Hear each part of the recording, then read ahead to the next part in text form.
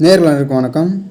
கடந்த சில நாட்களாக தமிழகத்தின் உள் மாவட்டங்கள் மற்றும் தென் மாவட்டங்களில் பரவலாக இடியுடன் கூடிய மழை பதிவாகி வருகிறது. இதனிடையே அடுத்து வரும் 5 நாட்களுக்குள் கேரளாவில் தென்மேற்கு பருவமழை தொடங்க சாதகமான சூழல் நிலவி வருகிறது. இப்பொழுது தென்மேற்கு பருவமழை 2026 இந்தியா மற்றும் தமிழகத்தில் எப்படி இருக்கும் என்று பார்க்கலாம். தற்போது பசிபிக் பெருங்கடல் பகுதியில் வலுவான எல்னினோ உருவாகி வருகிறது. இதன் காரணமாக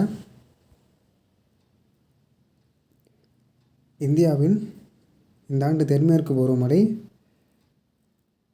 இயல்பு அளவை விட குறைவாக பதிவாக வாய்ப்புள்ளது. மறுபுறம் சென்னை உட்பட தமிழகத்தில் இயல்பு அளவு அல்லது இயல்பு அளவைக்கு சற்று குறைவாக பதிவாக வாய்ப்புள்ளது.